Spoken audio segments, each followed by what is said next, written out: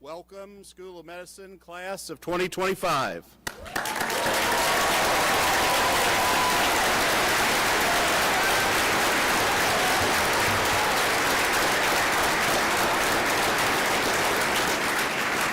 Thank you, and you may be seated. Good afternoon, graduates, family, and friends, faculty, and members of the Platform Party. I am Jeff Bumpus. I serve as the Executive Vice President for Health Affairs and Dean of the School of Medicine. It is my pleasure to welcome each of you to the School of Medicine's 187th Senior Convocation.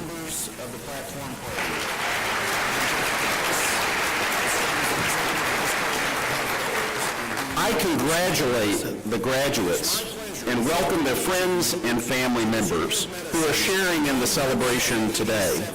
All of us celebrate with you, and we are excited to be here and in person today. The hooding.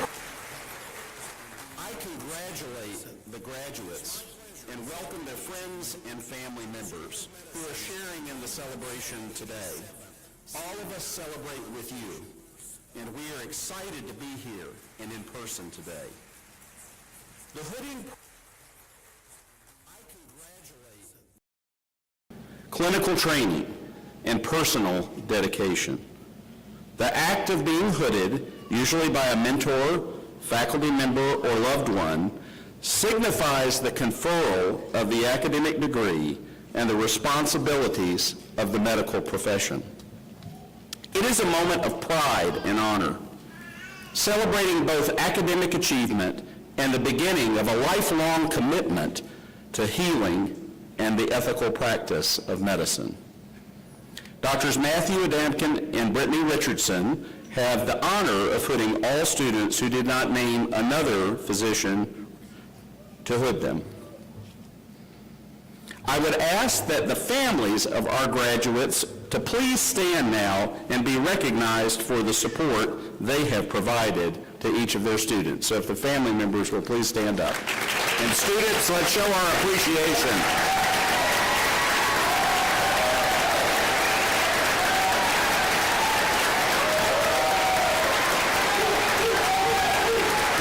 And before you sit down, all of the dads can sit down, but I would be remiss if we didn't say Happy Mother's Day and Mother's Day weekend to all the moms.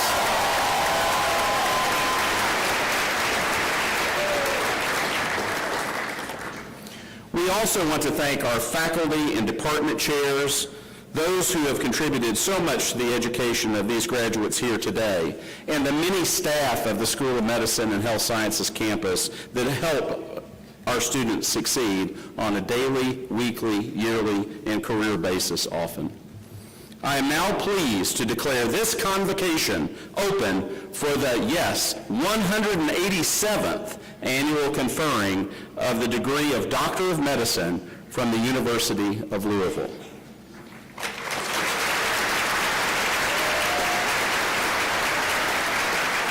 It is my distinct pleasure and privilege to invite to the dais now our senior class president, Dr. Joseph Lee Holland, for his remarks and for the presentation of the Thomas B. Calhoun Teaching Awards.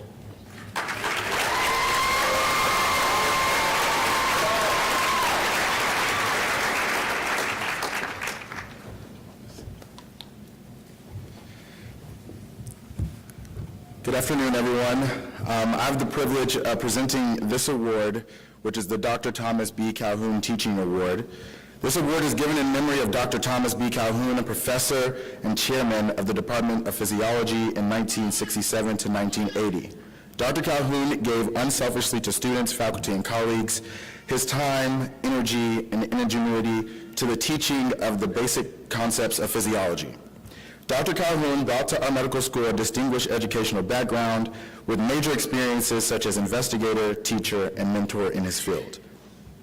For the first time, this award is being given to two recipients by the graduating class, one of basic sciences and one of clinical teaching, who best exhibits the quality teaching standards of Dr. Calhoun.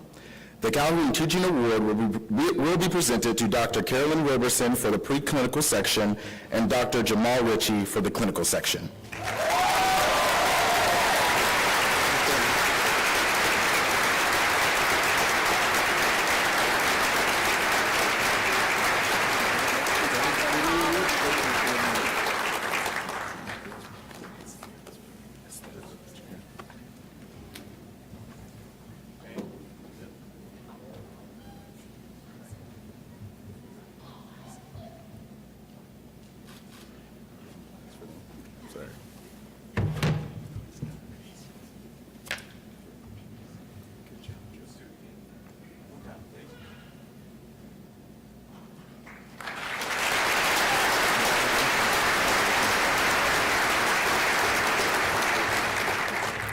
So every year, the class president is bestowed on them to give remarks. In my best efforts to get out of this position, clearly I'm here today, so I was not successful. But I want this to be a letter to my class, an open letter titled A Moment in Time. And family and friends, if you're here, I hope that you hear these words and you show a little bit more pride in your graduate from what they've gone through over these last 4 years. They're no longer the kiddos who tripped up the stage on their kindergarten promotional stage. They're also no longer the kiddos who only prefer tenders and ketchup as young ones. They're also not the spouses that just last week forgot common sense things to make you wonder why are they this smart and can't do common sense tasks. But they are doctors in which I deeply, deeply admire and respect and are at the pinnacle of this field of medicine, and I do believe will be some of the best doctors in the world. So class, today we gather beneath the open sky of achievement, wrapped in these ceremonial robes of purpose on a day long dreamed of and deeply earned. As we look upon the sea of faces, eyes bright with hope and hearts heavy with memory, we do not just mark a moment of graduation, we mark a symphony of moments for the last 4 years. Each note composed in the shadow and shine of a tumultuous moment in modern medical history. You, class of 2025, did not just train under ordinary circumstances. You began your sacred journey in a fragile wake of a world undone. The halls of learning among an abyss of footsteps and whispers of curiosity fell into eerie hush of pixelated windows and muted microphones. We were the first to return, much like the Jedis. Upperclassmen saw professors as silhouettes behind glass, their anatomy labs dissolved into diagrams, their cadence of bedside teaching were replaced by the static pulse of Wi-Fi, and just that, at their bedside in their PJs. And in fact, those we were supposed to be guided by had to learn with us. We had to share the standardized patient labs and share with them the wonders of in-person anatomy lab. The clinic overloaded with multiple classes of students trying to recoup lost clinical time. Finding space and individualized attention became a challenge felt by the class of 2025 across the country. We were willing to step in this moment and to overcome these obstacles. Finding our space was not easy. The world was undone, trying to right the ship, and it was a burden we had to take on. Nothing about this journey came easy. Easy would have been to switch tides, to lift the veil of other passions, although less luminous, but pursue those careers because they were easier. Easy would have been to do just that, to cower in the background and to just let things happen. Easy would have been easy. But as many of our loved ones would probably attest, none of us have ever chosen the easy way out. We have always chosen the hardest road because we wanted this. We belonged here, and we knew that we could accomplish it. And we knew that anyone with enough grit would have the potential to be a supernova. And with enough stubbornness and late-night group chats and unhealthy dependency on caffeine and sheer will, we would launch ourselves forward. And we did. We didn't just aim for the stars. We rewrote the constellations. We made the sky our starting line and not our limit, and we persisted.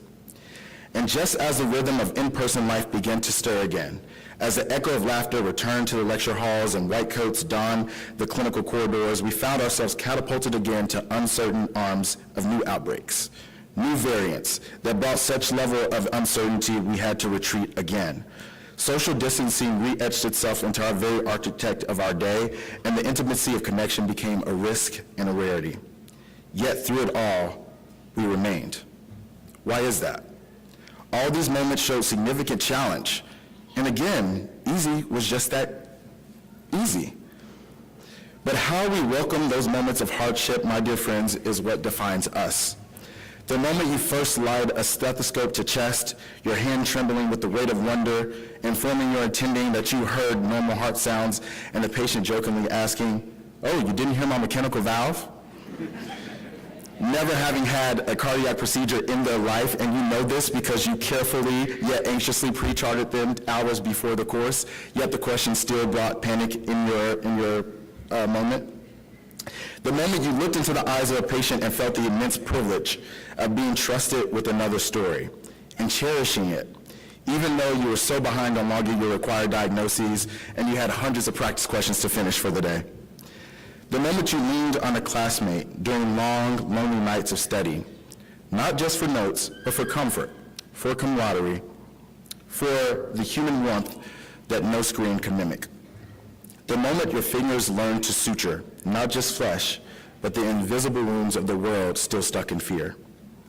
The moment a professor's voice, though distorted through a speaker, said just the right things at just the right time and strung the fragments of information in your head together like a beautiful love ballad. Moments you cried behind a mask, celebrated a diagnosis, mourned a loss. The moment you froze in a patient's doorway to remember their name and your own.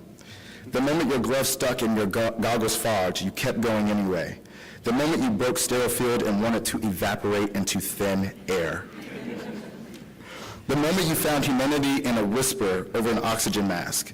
And the moment you stayed an extra hour, not because you had to, but because someone needed you. And also because you had to. The moment you presented on rounds and forgot every single word except the ones that mattered. The moment your hand shook with fear and steadied with purpose. The moment you caught your own reflection in the call room mirror and barely recognized the tired warrior staring back at you. The moment you made someone laugh on their worst day, and the moment you cried in the bathroom pretending that you were okay. The moment you held a patient's hand, not as a student, but as a human being, and the moment that you realized that medicine was not just a career, but a calling to you. The moment you felt small in the vastness of it all, and the moment you still chose to stand. The moment you questioned everything, and then the moment you remembered why. There were not ordinary times, and you are not ordinary people. You were not given the luxury of routine. Your education was woven with destruction, and yet you emerged with clarity. You learned in flux, yet mastered the constants of compassion, resilience, and purpose. You did not just study medicine, you embodied it. Every day, in no ways that a textbook could teach you. This class, this extraordinary class, carries a flame that is burned in the darkest of seasons. We stand not only as graduates, but as living proof that desire can serve in the middle of adversity. It blooms in the middle of adversity. And that the oath to heal is not made weaker by trial, but it is forged in it. Your hands are steady, not because they have never shaken, but because they learned to steady themselves. Your hearts are brave, not because they've never been afraid, but because they chose compassion over comfort again and again and again. You are, in every sense of the word, necessary to the world that now invites us and awaits us. We inherit this world that is still aching, healing, hoping, and wishing that will come. So I say to you, do not forget these moments, the small ones, the broken ones, the ones that took your breath away, the ones that slowly bring air back into your bronchial tree so that you can breathe again. Carry them into the ORs, the clinics, the towering hospitals, the quiet hospice rooms. Let every moment of your future be lit by the memory of how you arrived here. Not easily, but tenaciously and earnestly. Not perfectly, but honorably. Class of 2025, the world has been waiting for healers like you. Not in spite of what you've endured, but because of it. Because you did not choose easy. It has been the honor of a lifetime to serve every one of you as your president. Thank you for sharing your beautiful moments with me. Congratulations. Go forward, create more incredible moments that matter. Every one of you are woven in my constellation of moments that I will protect with everything in me. As I stand before you, know that our connection does not end here. Call on me whenever, and I will be there. Forever colleagues and forever friends. Thank you.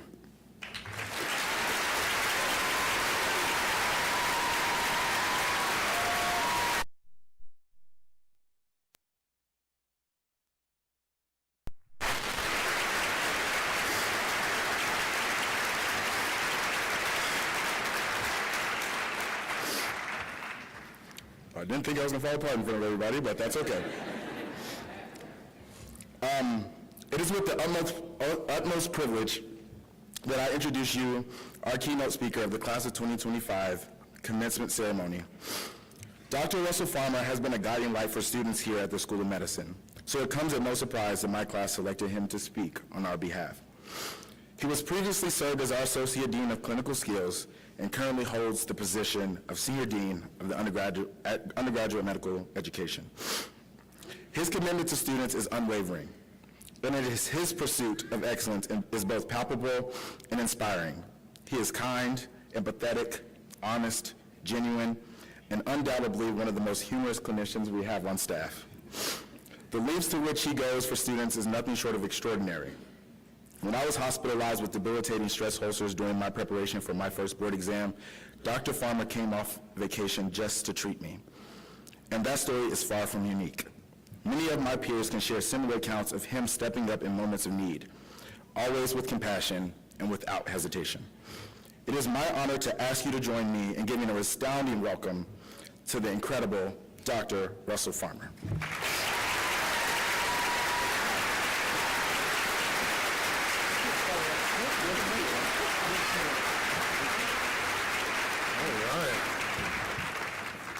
Well, I'm supposed to follow that? Are you kidding me? Well, Joseph, thank you so much for those kind words. Thank you, Dean Bumpus and Vice Dean Shaw, and especially my good friends and now colleagues of the class of 2025, for giving me the privilege of speaking today. And there's not really a higher honor in my book that can be given to a faculty member than to speak as a commencement speaker. So I'm very humbled to stand before you all. I know very well that I don't remember who gave my graduation speech. I know that all I really wanted was for graduation to be over. I wanted to go out to eat with my family and then collapse back into my apartment. Whoever the speaker was stood between me and the celebration that my mother had prepared, and was also between me and a good night of sleep. A side note to you people here in the middle, a good night of sleep is about the best thing you can get, and you'll find out as you get older it becomes harder and harder to come by. So enjoy it while you can. Since the invention of language, humans have been storytellers. Long before the first reed was taken to a clay cuneiform tablet, we told stories to remember. Our entire culture of various peoples are based on stories. The story of Moses and the Exodus from Egypt, the story of Jesus of Nazareth, or Muhammad the prophet, or the Buddha, the Upanishads, the Epic of Gilgamesh, Odysseus, the Battle of Thermopylae and the 300 Spartans, Washington on the Potomac, the Midnight Ride of Paul Revere, Remember the Alamo, Rosa Parks, Cesar Chavez, Neil Armstrong, Mickey Mouse. If you haven't figured it out yet, a large portion of everything you do or see or say is a story of some kind. Every movie you've ever seen, every book you've ever read, every binge watch, every group chat, every YouTube video, every TikTok, every symphony, every pop song, every piece of gossip or slander, every accolade or award, every once upon a time, and yes, of course, every single a long time ago in a galaxy far, far away, Every H&P, every consult, every patient you meet, it is stories all the way down. Stories will unite you in the coming years in triumph. Stories of late nights and early mornings, stories of last-minute saves and even grievous mistakes, stories that you may have to tell yourself to overcome the imposter syndrome that all trainees feel, stories that you get to tell your family about the hero that you've become. Be ready to embrace and tell those stories in a HIPAA-compliant way with colleagues and friends. Sharing stories will make the wins feel more epic and will temper the bitterness of defeat.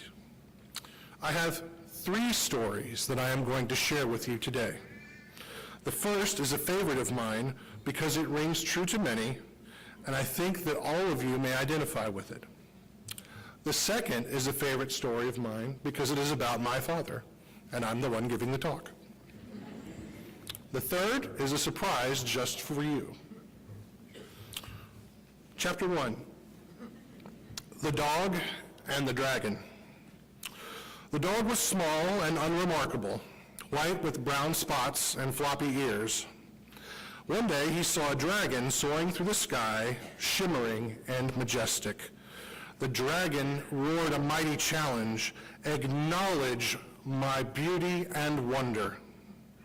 From that moment, the dog had a purpose. He would become a dragon. The dog returned to the farm where he lived with a plan. First, he would grow scales like a dragon. Second, he would learn to speak as the dragon did. And third, he would fly as a dragon. To grow scales, he planted colorful seeds like the farmer, harvesting them himself. He rolled in the seeds, proud of his scales. But the other dogs only laughed. "You look silly. Go back to being a dog." Undeterred, he tried to learn human speech as a way to speak like the dragon. He played with the farmer's children, studied their words, and even learned to scratch letters in the dirt. He proudly showed the other dogs his writings. Again they laughed. "You do not speak with the voice of a dragon. You are a silly dog." Finally, the dog wanted to fly like a dragon. He studied the barn's pulley system for raising hay into the loft and tied himself into the harness. Gently lowering himself to the ground, he floated graceful and proud, only to be met with more laughter. "That is not flying," the other dog said. "You are unremarkable." Heartbroken, the dog gave up his dream, but just then a scream rang out. The farmer's toddler had fallen into a deep well. The family, of course, panicked. The dog sprang into action. Biting off the well's bucket, writing "Lower me" in the dirt, and tied himself to the rope, the family lowered him into the darkness. When they pulled the rope back up, the dog emerged, soaked and shivering, but holding the baby in his teeth, alive. That night, they gave the little dog a place at the table. They wrapped him in a sweater with his name. He was fed from the food that he had planted with the farmer. He was loved and celebrated. The other dogs shivered in the barn. And as he fell asleep beside the fire, surrounded by an adoring family with a full belly, the dog thought to himself, "I could not become a dragon. I am an utter failure." And yet, he had flown. There are several morals to this story.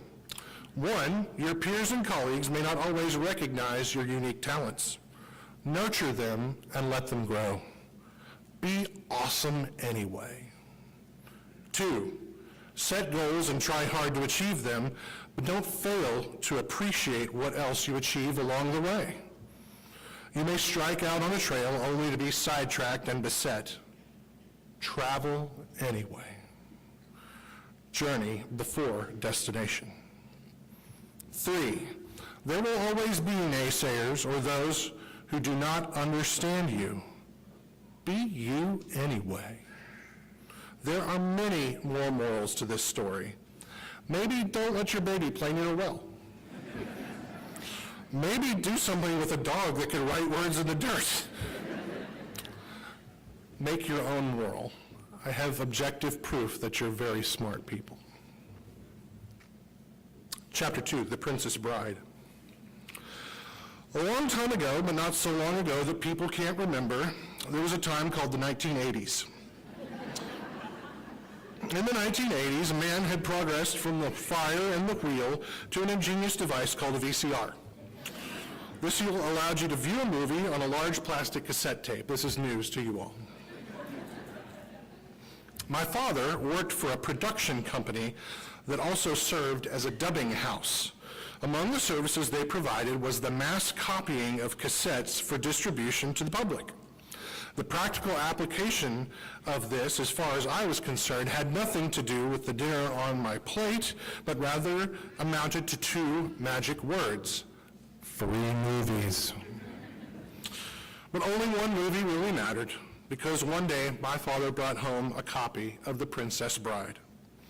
Those of you who haven't seen The Princess Bride need to do so immediately. I am prepared to stop the speech here and wait. The movie tells of a grandfather visiting his grandson who is sick and reading him a story about pirates, adventures, sword fights, princesses, escapes, true love. And over the course of the movie, Peter Falk tells a very young Fred Savage the story of Buttercup and Wesley. This movie had it all. It was funny, it was dashing. It had my very first crush in Robin Wright. She had these blue on blue eyes and this kindly, warm gaze. And later on, I would be lucky enough to see that in the woman I would marry. My father and I watched The Princess Bride every Saturday afternoon for years. We went through copy upon copy, literally wearing the tapes so thin from use that they would fray and crack. We knew every line by heart, and when we weren't watching the movie, we would often recite scenes to each other, laughing until we cried. We fought with sticks in the backyard, mimicking the swordplay of the Man in Black and Inigo Montoya, neither of whom were actually left-handed. For my father's 60th birthday, while I was in medical school, I found him the perfect present. There was a new website called eBay, where people would auction items that were hard to find. I purchased for him a copy of the original shooting script to The Princess Bride, signed by all of the cast. I wrapped it carefully and shipped it to him from Houston to Fort Worth, Texas, where he lived. And instead of a proper birthday card for a dad about a dog that steals your cake or possibly even mistimed flatulence, I simply took a piece of paper and wrote, "As you wish." It was later that year my father would serve as the best man in my wedding, and as a child who was often alone and occasionally bullied for a number of reasons, my father was always my best friend. My first year as an attending, I made rounds very early on Valentine's Day morning, and I got a phone call that my father had died very suddenly. He was playing volleyball at a cardiac rehab hospital when he coded. My mother has always been a wise woman. She is also the daughter, sister, and mother of physicians. My mom knew that after 45 minutes of ACLS, she was correct to ask them to stop.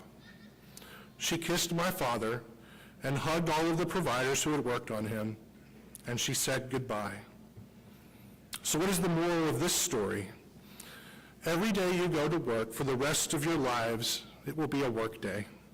It will be a day you may forget your lunch, or it may be a day where you disagree with a colleague, or it may be a day where everything finally for once goes well like it's supposed to. But for each day you go to work for the rest of your lives, it may be a day that changes someone else's life forever. You may make a remarkable diagnosis, preventing decades of pain and discomfort. You may arrest bleeding and save a life. You may comfort someone who is dying, even though there's not a damn thing you can do to stop it. Remember that it might be a Tuesday for you, but for the people you help, it might be a defining moment in their existence. You can each bring to that day empathy, grace, humility, and most importantly, love. You make the choice. You can choose actively to be an engaged, loving doctor that people will never, ever forget.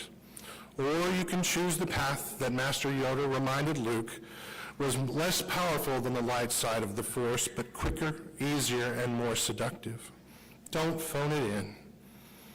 Make the stories of your patients' lives feature a compassionate, kind, fastidious doctor, even if it's the last chapter of the story that your patient will write. Chapter 3, the story of you. Class of 2025, it's now time to turn our frame of reference to your story. You hold such a special, deep love in my heart that I could not do your story justice with a normal speech. And while you're just beginning your career, your time in medical school has ended or gone to bed. I'm a very doting father, and I love nothing more than reading to Josh and Ezra at night as they go to sleep. And for you all, too, I have written a bedtime story in the style of Theodore Dr. Seuss Geisel called Oh, the Patience You'll Know. While I did write the words, I cannot draw for the life of me. So I reached out to your underclassmen, and they have illustrated this book for you. As I read this story to you, you can follow along on the screen rather than trying to squint at the book that I hold up. And because I knew that you'd want a copy after you recess after graduation, they will be waiting for you in the lobby.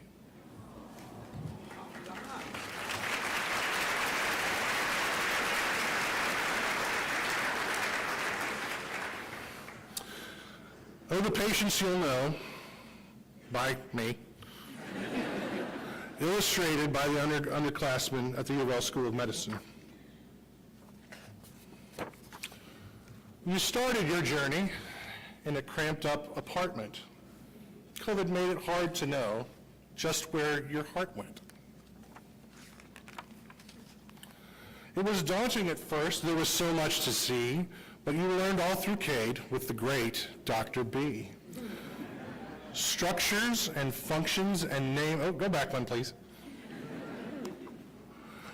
Structures and functions and names all uncountable, some words you declared not even pronounceable. ICM, PBL, and NBME tests, you withstood it all. Yep, you were the best. All gas, no brakes, there's no stopping you. You charged headlong for semester number 2. Doctors Casella and Ellis and all their cohort had too many pathways for your poor brain to sort. Krebs cycle, pyruvate, and glycogenolysis, your head would explode to memorize all of this. Oh, skipped one. Oh. Preceptors, receptors, cadaver ball, memorize more, there's no end to it all. Then 10 whole weeks to rest and relax, but your summer to-do list was your next to attack. Do research, move mountains, build CVs so large, make a whole nonprofit, put yourself in its charge. HSHD1, now you're back to the grind. Dr. Kingery is ready. She's always so kind. You know ins and outs of a good, healthy human, but wait, what would happen if we occlude this small lumen? ICM2 and standardized patients, you can't slow down now, M3 is waiting. You breezed right through all of HSHD2, but there was a mountain-sized task just waiting for you. And you did the impossible, got through step 1 just fine, but there's no stopping now, it's patient care time. With white coats and stethoscopes and rubber reflex hammers, present patients on rounds and try not to stammer. Oh, the patience you will know. There was so much to see, your mouths were agape. Put down that syringe. Don't touch that blue drape. But with each new patient, you learned and you grew. What once felt so scary now feels second nature to you. You've conquered the wards with knowledge and grace, mastering medicine at a dizzying pace. Now M4 was here and it went by so fast, it was time for Eris and trying to match. Interviews, awkwardness, unmute your mic, you're my number one choice. No, I mean it this time. Student affairs had your back every step of the way, from orientation until happy match day. Sutures and charts, all the skills you amassed. Oh, wait, did I skip one? Oh, I did skip one, sorry. Interviews, awkwardness, no, we did that. Next slide, please. There we go. Sutures and charts, all the skills you amassed. Days feeling slow, but 4 years went by fast. From scrubs to white coats, you've weathered the ride. Once just a learner, now bursting with pride. Now out to the world to fight death and disease, residents leaving us, great success is achieved. So stand proud and tall in all of your glory. Come write some new chapters in your very own story. For each patient you help and each life you renew will add to the chapters of the story of you.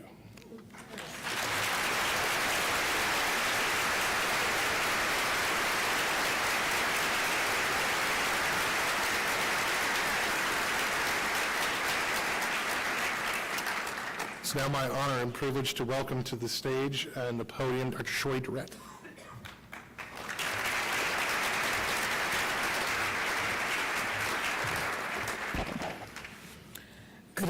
Good afternoon.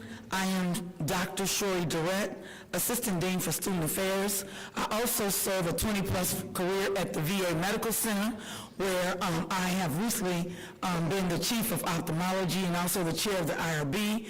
I'm also fortunate last year to celebrate the 80th anniversary of D-Day, where we served World War II veterans from that were 98 to 102 years old. So that gives me the privilege now to introduce our graduates who have military matches. All who enter the medical profession are choosing a noble path of service to mankind. There are 6 medical students who have also chosen to serve their country.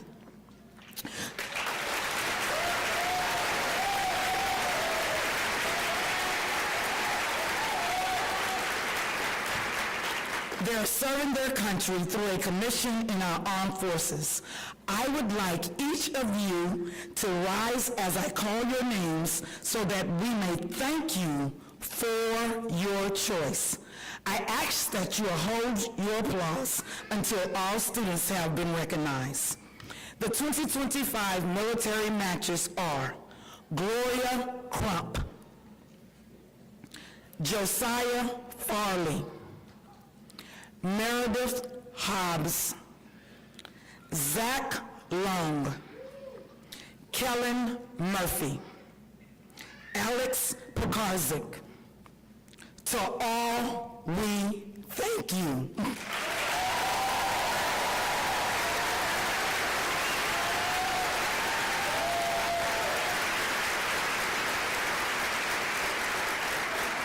I now have the pleasure of introducing Dr. Olivia Middle, Senior Associate Dean of Student Affairs.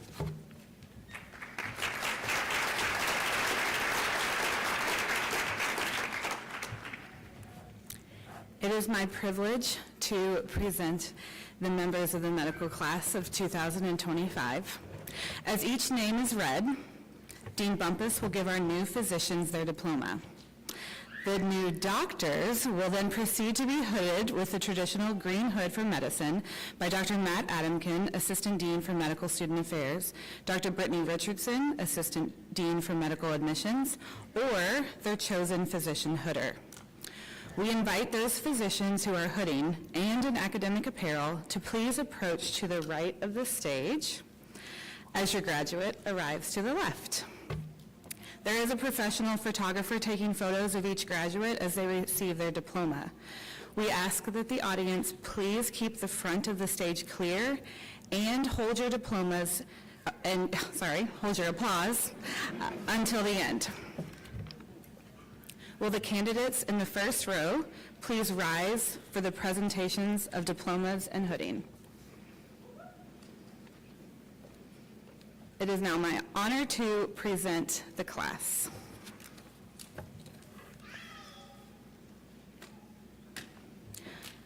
Dr. Fatuma Mohammed Abdullahi has a residency position in internal medicine at University of Louisville School of Medicine.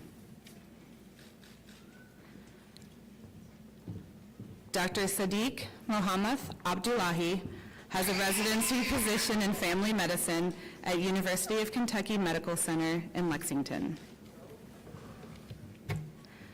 Dr. Caitlin Vaughn Abel has a residency position in internal medicine at University of Tennessee Health Science Center in Memphis. Dr. Unam Fatima Ahmed has a residency position in internal medicine at University of Louisville School of Medicine.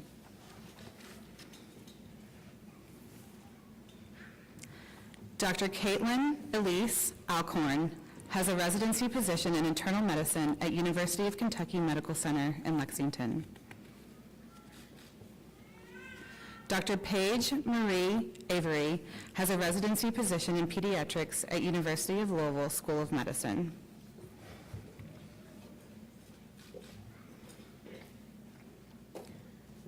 Dr. Corey Thomas Ayers has a residency position in orthopedic surgery at Marshall University School of Medicine in Huntington, West Virginia.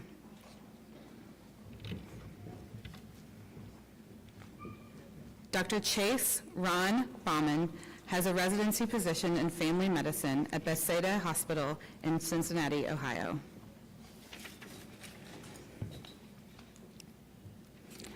Dr. Ashley Shea Benton is an August 2025 graduate.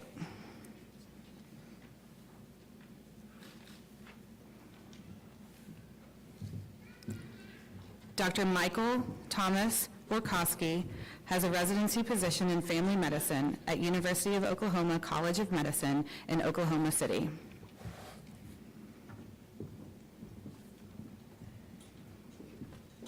Dr. Noella Baca Botaka has a preliminary medicine position at Case Western Cleveland Medical Center in Cleveland, Ohio.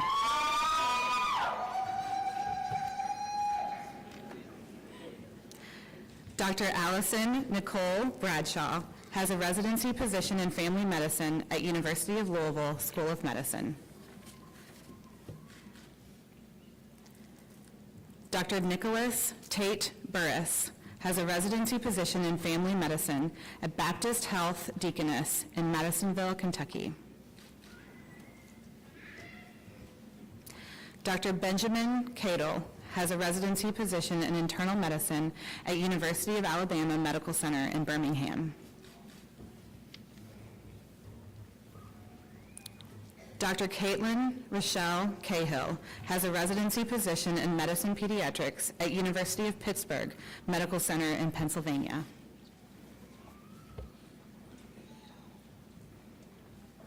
Dr. Mitchell Edel Cassiano has a residency position in internal medicine at St. Louis University School of Medicine in Missouri.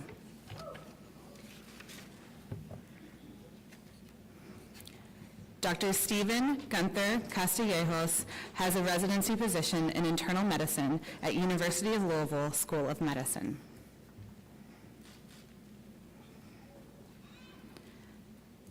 Dr. Noah Andrew Clements has a residency position in general surgery at Mayo Clinic School of Graduate Medical Education in Jacksonville, Florida. Dr. Anne Claire Clemens has a residency position in obstetrics gynecology at University of Louisville School of Medicine.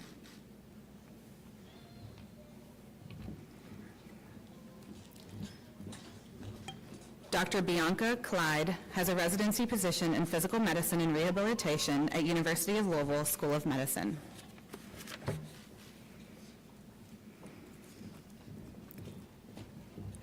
Dr. Juliana Cobb has a preliminary surgery position at University of Louisville School of Medicine.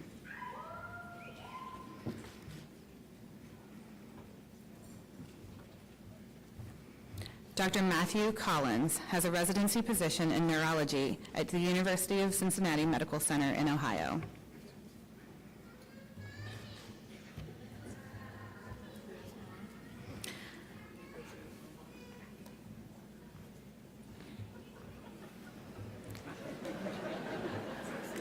Right.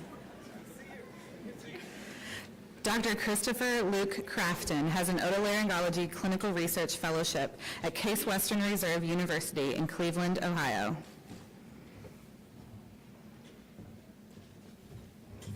Dr. Gloria Lynette Crump has a one-year residency position in psychiatry at Indiana University School of Medicine in Vincennes, Indiana, followed by a position in aerospace medicine at the Naval Aerospace Medical Institute in Pensacola, Florida.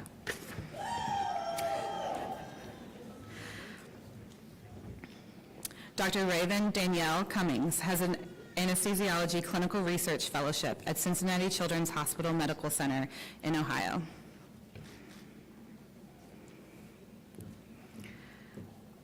Dr. Anna Lee Brewer Darple has a residency position in family medicine at St. Elizabeth Medical Center in Edgewood, Kentucky.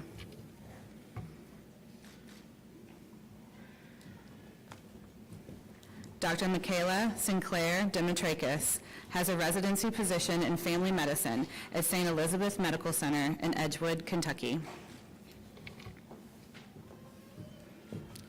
Dr. Andrew Garrett Dickinson has a residency position in family medicine at University of Kentucky Medical Center in Lexington.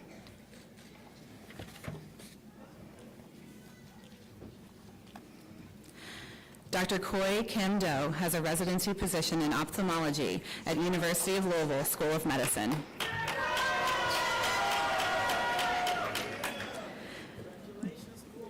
Dr. James Andrew Dodds has a residency position in pediatrics at the University of Louisville School of Medicine.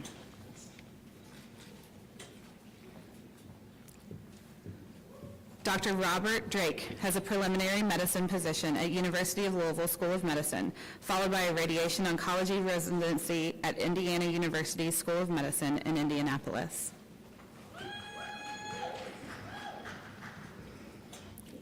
Dr. Brittany Nicole Duffy has a residency position in emergency medicine at Eastern Virginia Medical School, Old Dominion University in Norfolk, Virginia. Dr. Anna Elizabeth Duncan has a residency position in orthopedic surgery at Mount Carmel Health System in Grove City, Ohio.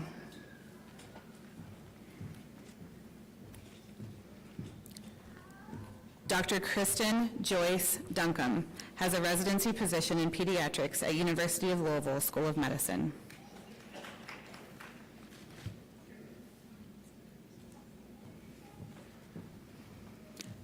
Dr. Crystal Michelle Dye is a December 2024 graduate and has a preliminary surgery position at University of Tennessee Health Science Center in Memphis.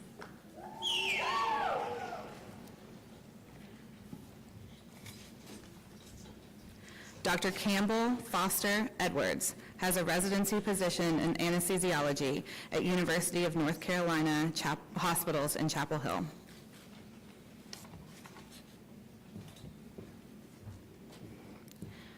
Dr. Renee Asensio Elias has a residency position in internal medicine at Medical University of South Carolina in Charleston.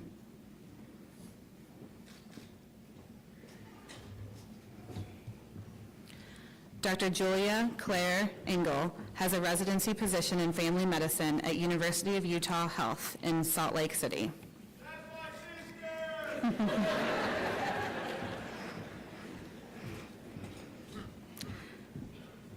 Dr. Marav Eras has a residency position in psychiatry at University of Louisville School of Medicine. Dr. Josiah Thomas Farley has a residency position in anesthesiology at Case Western Cleveland Medical Center in Ohio.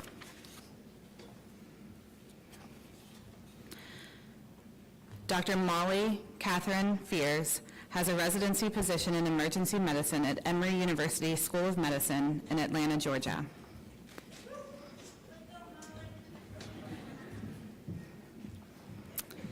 Dr. Jack Edward Feist has a residency position in ophthalmology at University of Cincinnati Medical Center in Ohio.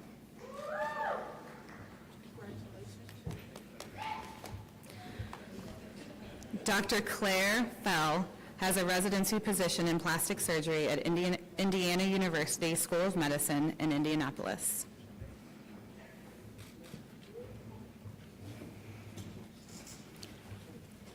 Dr. Claire Marie Feller has a residency position in medicine pediatrics at University of Michigan Hospitals in Ann Arbor.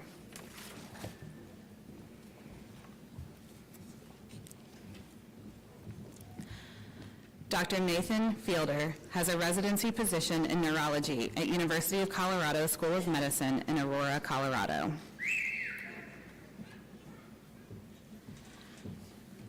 Dr. Anthony Joseph Filson has a residency position in anesthesiology at University of Colorado School of Medicine in Aurora, Colorado. Dr. Christian Robert Flynn is graduating in absentia, has a residency position in psychiatry at the University of Louisville School of Medicine. Dr. Anna Patricia Foster has a residency position in psychiatry at University of Louisville School of Medicine. Dr. Laura Pauline Fryer has a residency position in internal medicine at George Washington University in Washington, D.C. Dr. Thomas Gordon III has a residency position in emergency medicine at Montefiore Medical Center in Bronx, New York.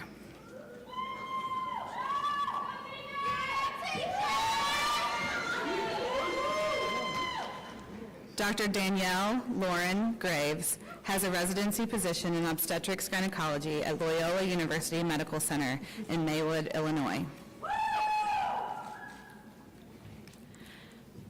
Dr. Bhavani Gullavaletti has a residency position in pediatrics at University of California Irvine Medical Center in Orange, California.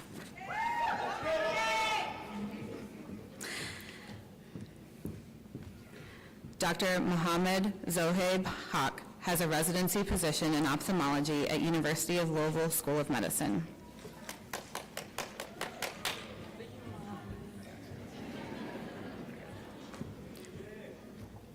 Dr. Matthew Hunter Harmon has a residency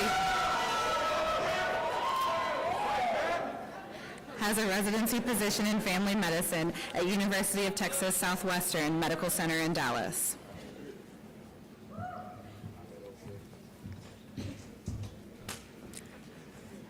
Dr. Alexis Noel Harris has a residency position in general surgery at University of Tennessee Health Science Center in Memphis.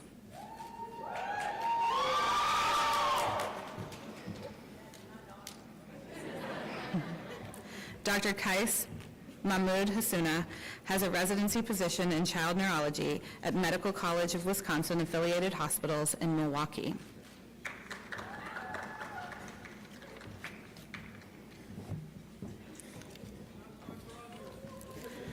Dr. David Srang Heng has a residency position in family medicine at Ohio Health Grant Medical Center in Columbus, Ohio. Dr. Stacy Ann Marie Henley has a preliminary medicine position at Christ Hospital in Cincinnati, Ohio, followed by a dermatology residency at University of Louisville School of Medicine.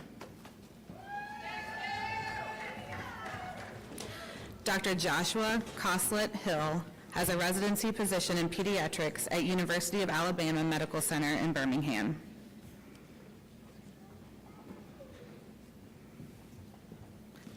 Dr. Meredith Hobbs has a residency position in general surgery at Madigan Army Medical Center in Tacoma, Washington.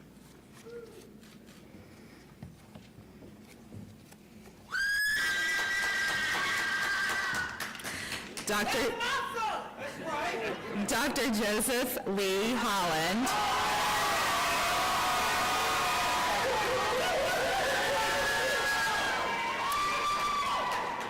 has a preliminary medicine position at the University of Louisville School of Medicine, followed by a dermatology residency at Harvard Medical School in Boston, Massachusetts.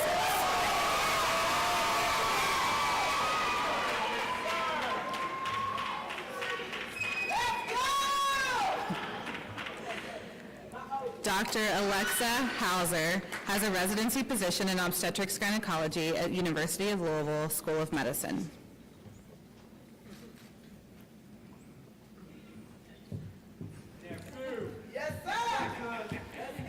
Dr. Josiah Hudson has a residency position in pediatrics at University of Louisville School of Medicine. Dr. Rhiannon Huffines has a residency position in internal medicine at University of Louisville School of Medicine.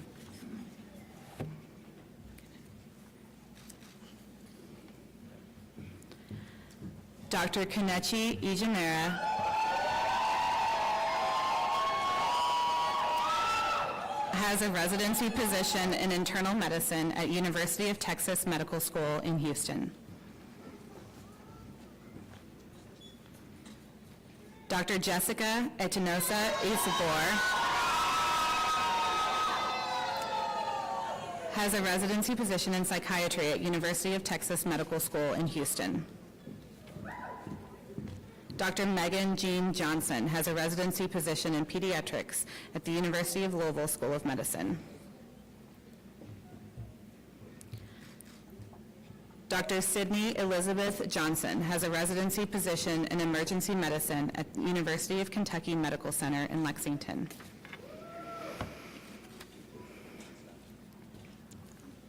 Dr. Lily Nicole Jordan has a residency position in medicine pediatrics at Prisma Health University of South Carolina School of Medicine in Greenville. Dr. Simone Victoria Jordan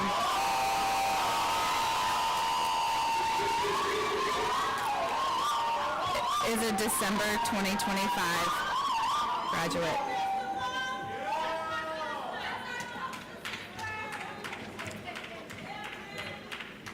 Dr. Paris Lee Capel has a residency position in family medicine at University of Louisville School of Medicine in Owensboro, Kentucky.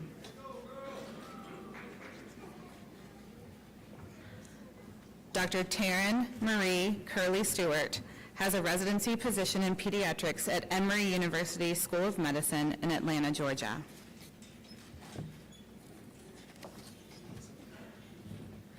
Dr. Caitlin Marissa Kearns has a residency position in pediatrics at Emory University School of Medicine in Atlanta, Georgia. Dr. Matthew Edward Kinney has a residency position in otolaryngology at University of Missouri Hospitals in Columbia.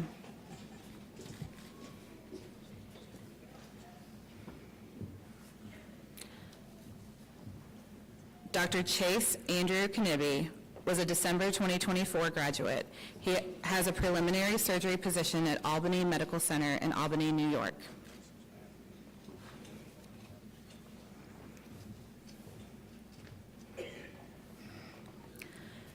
Dr. Kayla Shea LaRue has a transitional year at University of Kentucky Medical Center in Bowling Green, followed by a residency in diagnostic radiology at the University of Louisville School of Medicine.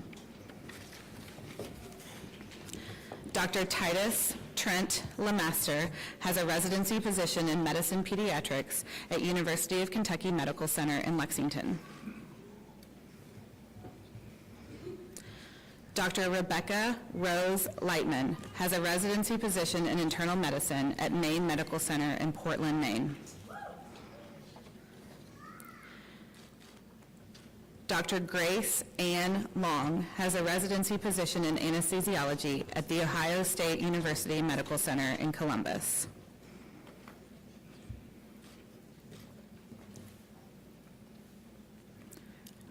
Dr. Zachary Tyler Long has a residency position in general surgery at Madigan Army Medical Center in Tacoma, Washington.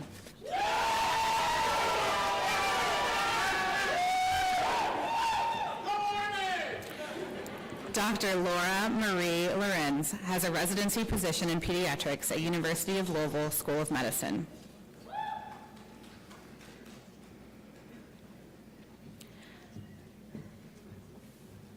Dr. Elizabeth Christine Lyons has a residency position in pediatrics at East Tennessee State University in Johnson City, Tennessee.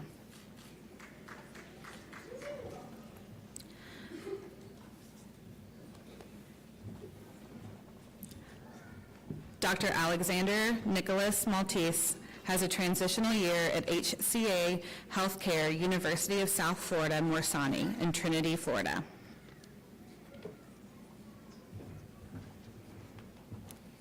Dr. Hannah Marie Marshall has a residency position in obstetrics gynecology at Good Samaritan Hospital in Cincinnati, Ohio.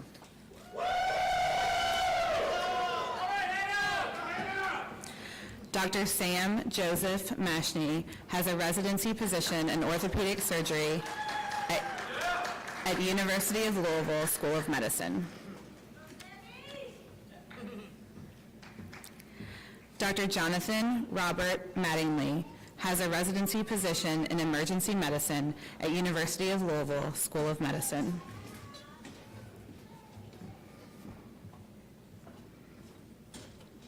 Dr. Howard Keith Menzer III was a December 2024 graduate and has a residency position in family medicine at Bethesda Hospital in Cincinnati, Ohio.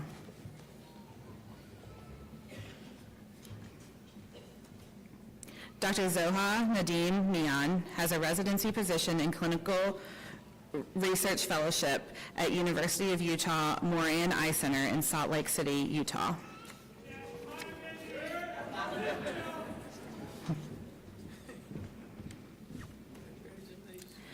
Dr. Amelia Marie Elizabeth Mims was a December 2024 graduate and has a residency position in emergency medicine at University of Louisville School of Medicine.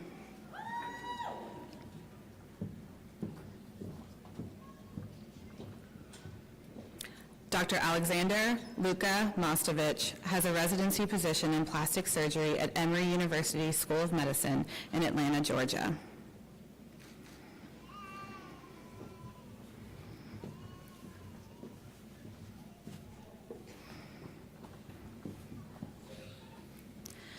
Dr. Kellen Joseph Murphy has a transitional year at Naval Medical Center in San Diego, California.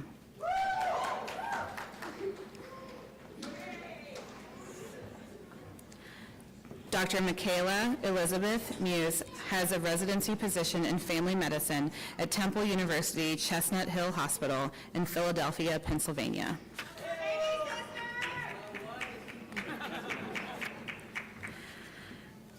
Dr. Mohammed Tola Mustafa has a residency position in general surgery at University of Louisville School of Medicine.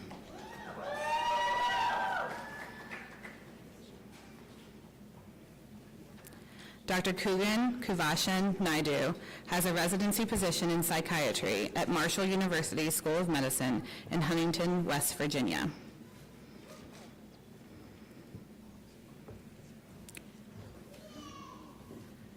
Dr. Nita Shri Nair has a transitional year at University of Kentucky Medical Center in Bowling Green, followed by a residency position in diagnostic radiology at Emory University School of Medicine in Atlanta.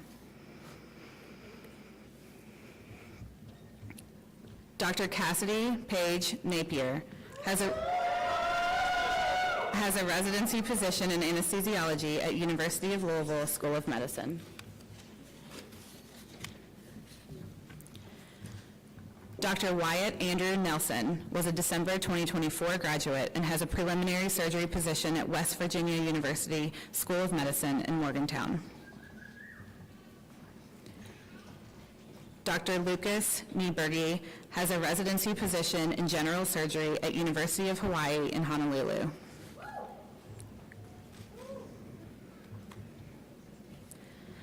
Dr. Sarah Martine Parks has a residency position in family medicine at University of Louisville School of Medicine. Dr. Michaela Alexandria Parson has a residency position in pediatrics at Cincinnati Children's Hospital Medical Center in Ohio.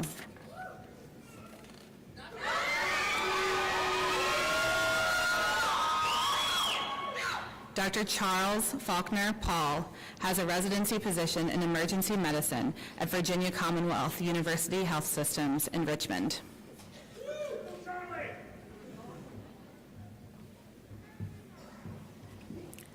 Dr. Alex Perez has a residency position in internal medicine at Louisville Medical Center in Salem, Virginia.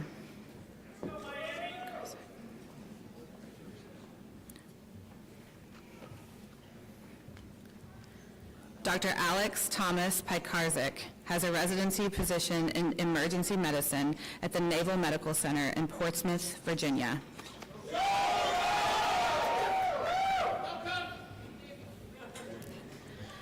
Dr. Catherine McKenzie Pierce has a transitional year at University of Kentucky Medical Center in Bowling Green, followed by a diagnostic radiology residency at Wake Forest Baptist Medical Center in Winston-Salem, North Carolina.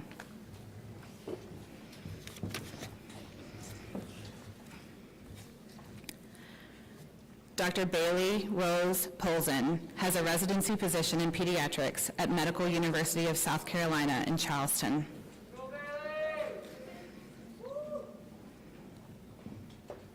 Dr. Mary Lynn Proctor, Jr.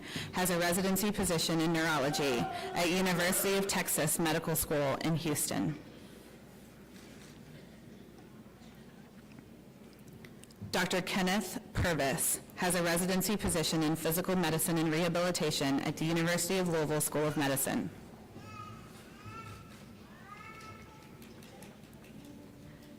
Dr. Asha Ramesh has a residency position in general surgery at Good Samaritan Hospital in Cincinnati, Ohio.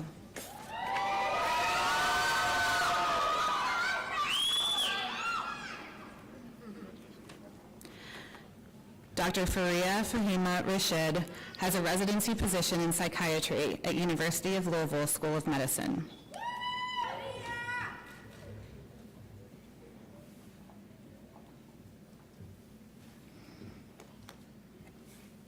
Dr. Travis Lee Ray has a preliminary medicine position at University of Louisville School of Medicine, followed by a diagnostic radiology residency at Johns Hopkins Hospital in Baltimore, Maryland.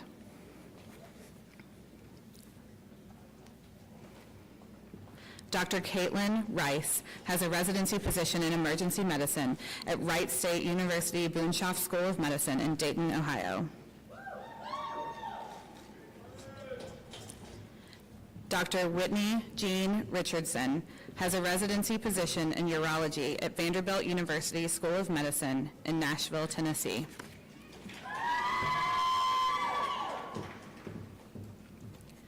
Dr. Tice McKeon Riddle has a residency position in internal medicine at Lake Cumberland Regional Hospital in Somerset, Kentucky.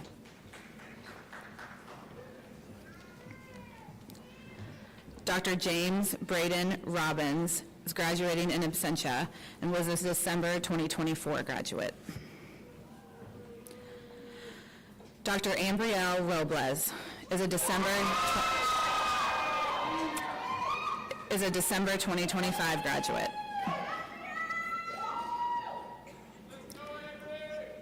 Dr. Brett William Royster has a residency position in orthopedic surgery at University of Colorado School of Medicine in Aurora, Colorado.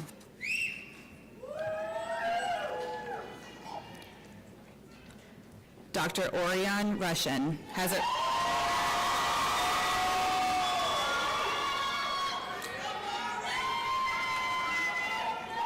residency position in psychiatry at Northwestern McGall School of Medicine in Chicago. Dr. Ariel Kendra Sanders has a residency position in emergency medicine at Henry Ford Warren Hospital in Warren, Michigan.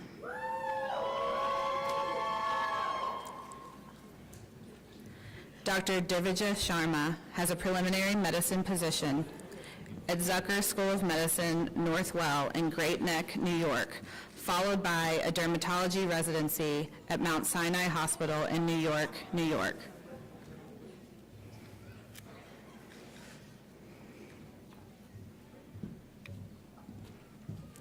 Dr. Sierra Marie Shockley.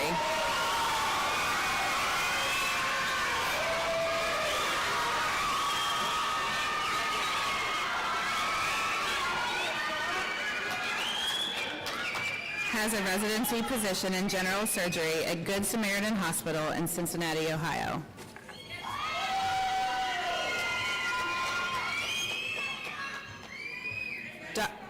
Dr. Benjamin David Smith has a residency position in emergency medicine at Louisiana State University School of Medicine in Baton Rouge.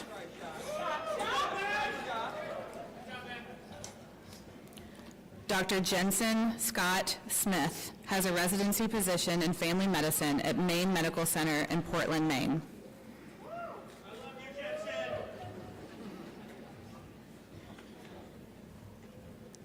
Dr. Tanner Reed Smith has a residency position in internal medicine at University of Alabama Medical Center in Birmingham.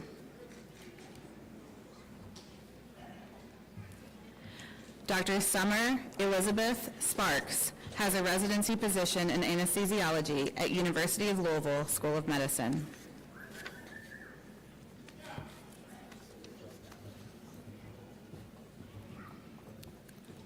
Dr. Nicole Alexis St. Germain.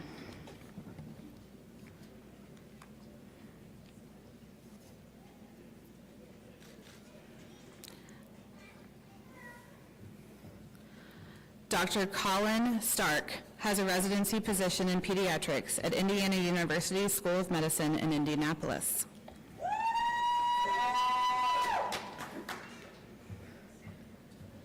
Dr. Merrill Christopher Still III has a residency position in oral and maxillofacial surgery at University of Louisville School of Medicine.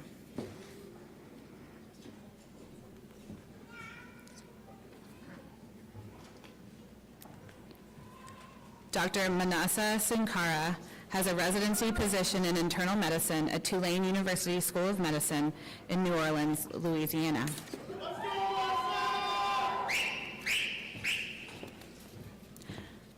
Dr. Nishanth Thiagaraja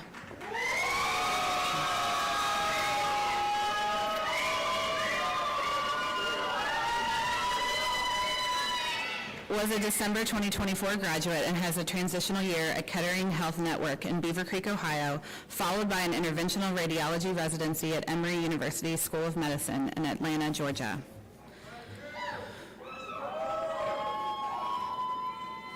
Dr. Benjamin Tebbe has a residency position in family medicine at University of Louisville School of Medicine.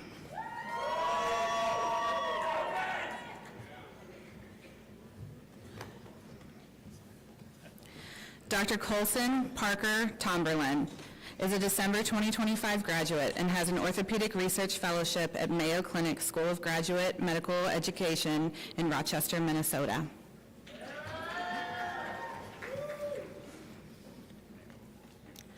Dr. Jonathan Christopher Ties is an August 2025 graduate.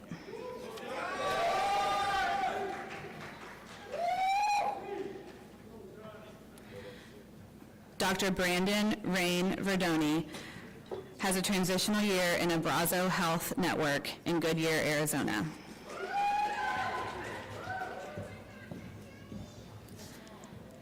Dr. Andrew Thomas Way has a residency position in oral and maxillofacial surgery at University of Louisville School of Medicine.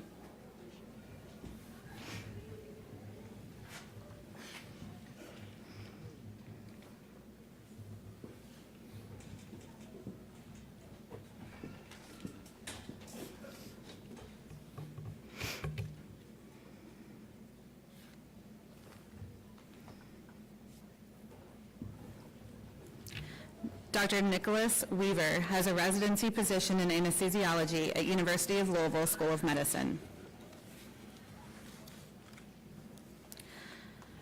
Dr. Natalie Jane West has a residency position in internal medicine at Washington University Barnes Jewish Hospital in St. Louis, Missouri.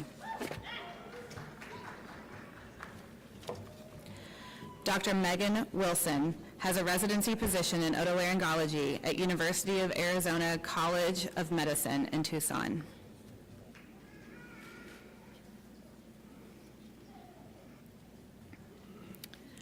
Dr. Sean Bradley Woods has a residency position in child neurology at University of Louisville School of Medicine.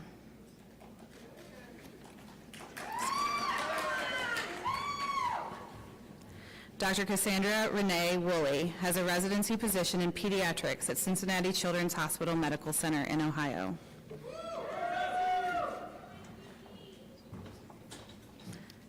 Dr. Manting Shui has a transition year at Florida State University College of Medicine in Winter Haven, Florida, followed by a diagnostic radiology residency at University of Louisville School of Medicine.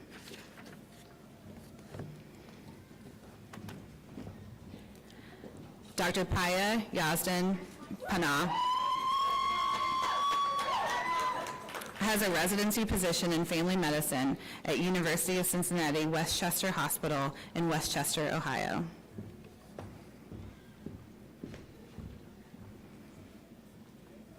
Dr. Jose Adan Zapata Gonzalez has a residency position in internal medicine at University of Illinois College of Medicine in Chicago.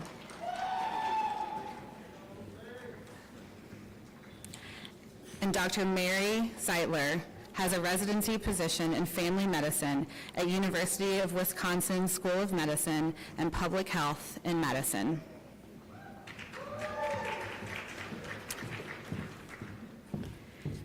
These are the graduates of the School of Medicine for the year of 2025.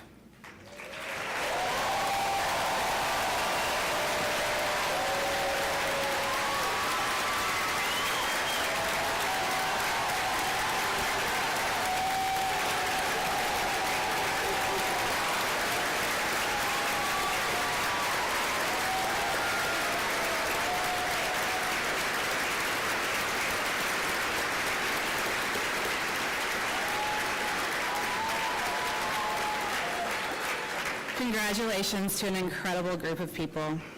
Dr. Anshaw, Vice Dean for Undergraduate Medical Education, will now administer the oath.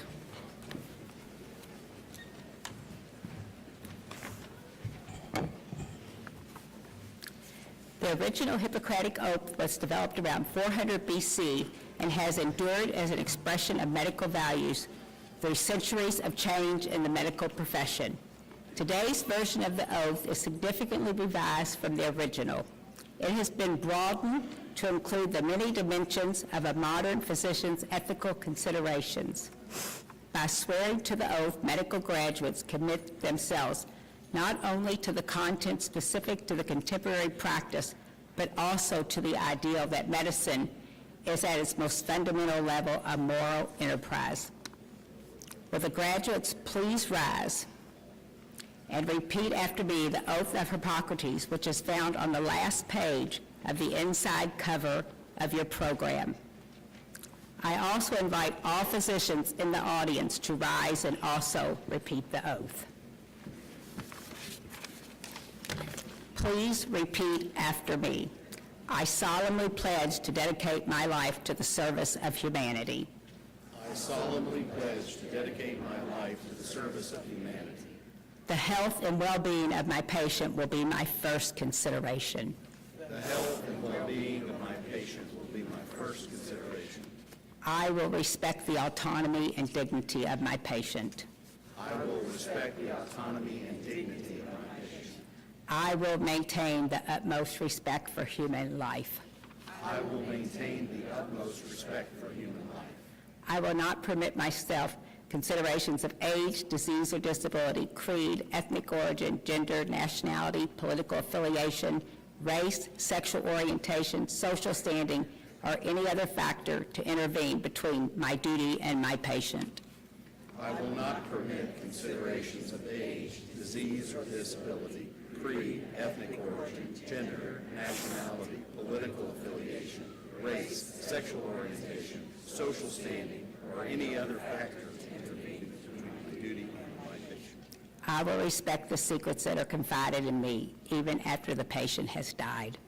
I will respect the secrets that are confided in me, even after the patient has died. I will practice my professions with conscience and dignity and in accordance with good medical practice. I will practice my profession with conscience and dignity and and in accordance with good medical practice. I will foster the honor and noble traditions of the medical profession. I will foster and honor the noble traditions of the medical profession. I will give to my teachers, colleagues, and students the respect and gratitude that is their due. I will give to my teachers, colleagues, and students the respect and gratitude that is their due. I will share my medical knowledge for the benefit of the patient and the advancement of health care. I will share my medical knowledge for the benefit of the patient and the advancement of health care. I will attend to my own health, well-being, and abilities in order to provide care of the highest standard. I will attend to my own health, well-being, and abilities in order to provide care of the highest standard. I will not use my medical knowledge to violate human rights and civil liberties, even under threat. I will not use my medical knowledge to violate human rights and civil liberties, even under threat. I make these promises solemnly, freely, and upon my honor. I make these promises solemnly, freely, and upon my honor. Again, congratulations to the graduates. Please be seated.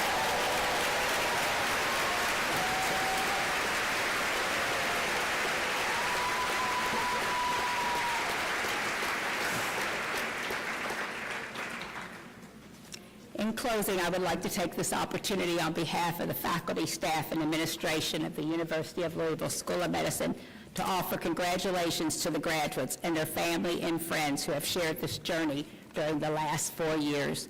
We thank you also for sharing in today's ceremony with us. Your medical degree brings a huge amount of responsibility with it. Your job now is to make the world a better place. You will be missed. Please stay in touch. Thank you.